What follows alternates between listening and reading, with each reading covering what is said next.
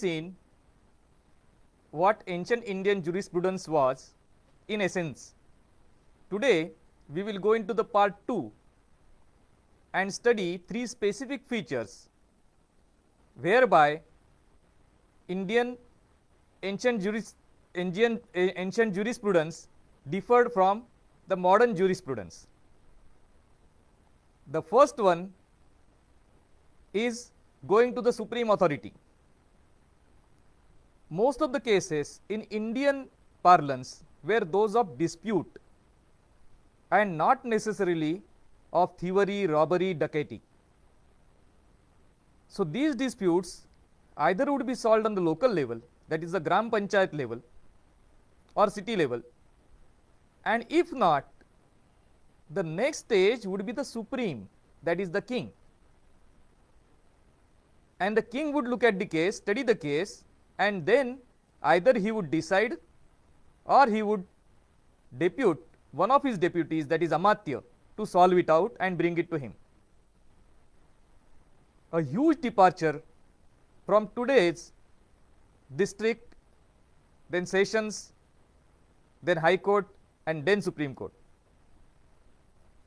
Here it is Gram Panchayat, directly to the king, maybe to the Amatya, and then to the king again for the final verdict. And interestingly, this solved a number of problems right in the bud stage, because the supreme authority keeps getting to know what is happening on ground level, and that is why the supreme authority does not remain in an ivory tower of its own. The king would know intimately the troubles that his citizens are going through, and as a result of which he would bring in appropriate legal proposal to reduce those problems. This tactic also has been tried, if I remember correctly, by one of the collectors in Ahmednagar district, whereby what he did was whoever came for revenue problems, they would directly be going to the top level official. The top officer would get to know the case, understand the case, and would direct it to a junior officer. But the citizen would not have to meet the junior officer, he would again come back and meet the top level officer to see whether his case was sorted out or not. And here it seems that the efficiency increased by almost 45%. So, this was a direct application, I would say, of ancient wisdom. The second salient feature was that excuse or not knowing the law is no excuse. That is a celebrated principle today. Ignorantia juris non excusat. It is coming from Latin. But that was not the case in earlier times.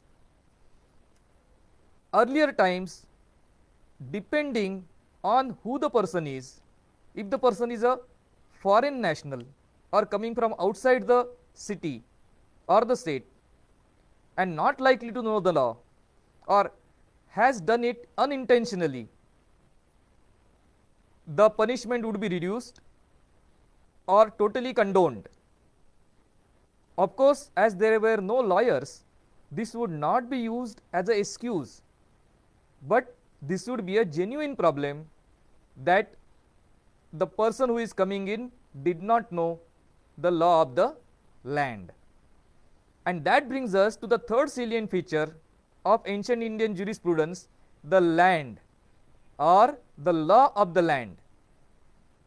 As the land changed, the law would change. Today it is seen that a country does not matter how big it is, in general the same law is seen to be applied all over the place. Or in case of America, there is a federal law and there is a state law.